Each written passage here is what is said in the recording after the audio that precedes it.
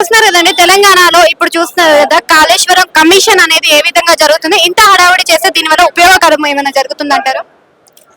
ఈ కాళేశ్వరం కమిషన్ అన్నటువంటిది diversion politics అండి.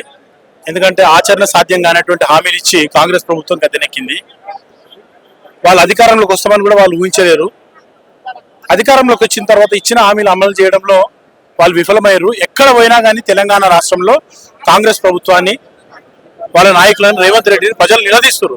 వాళ్ళకి జవాబు చెప్పలేనటువంటి పరిస్థితుల్లో ఈ రేవంత్ రెడ్డి అంటే కేసీఆర్ ప్రభుత్వం బయటికి చూడడానికే సుశీలంగా ఉంది, అంటే అభివృద్ధి కనిపిస్తుంది, లోపల అన్ని కూడా లోటుపాట్లు, అప్పులు తప్ప ఇంకేమీ లేదు, ఇవ్వడానికి బడ్జెట్ కూడా లేకుండా ఇంట్రెస్ట్ కట్టుకోవడానికే ఉంది, నాకు ఇప్పుడు బడ్జెట్ ఏది లేదు అని అంటున్నారు.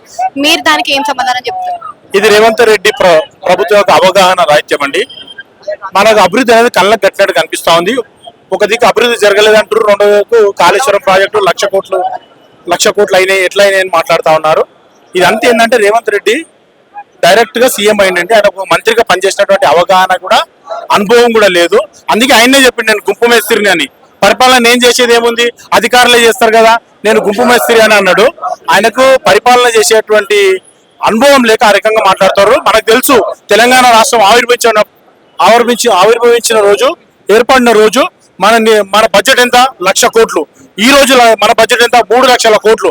అంటే సంపదని సృష్టించడంలో బీఆర్ఎస్ ప్రభుత్వం సక్సెస్ఫుల్ గా వాళ్ళు తీసుకున్నటువంటి నిర్ణయాల వల్ల, కేసీఆర్ ఒక విజనరీ లీడర్ కాబట్టి 3,00,000 కోట్లు మన సంపదని పెంచిండు, మన బడ్జెట్ పెరిగింది.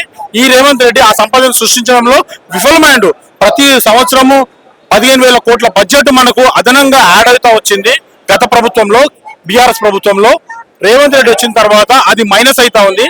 అందుకే ఆయన పరిపాలన చేయడం చేతగాక, ఇచ్చిన హామీలను అమలు చేయడం చేతగాక, ప్రజలని దృష్టిని మరలించే విధంగా ఈ కమిషన్లు ఇస్తా ఉండి అంతే. ఇది కేవలము కోడిగుడ్డు మీద ఎంట్రుకలు వీకేటువంటి ప్రయత్నం మాత్రమే కానీ ఇంకొకటి కాదు.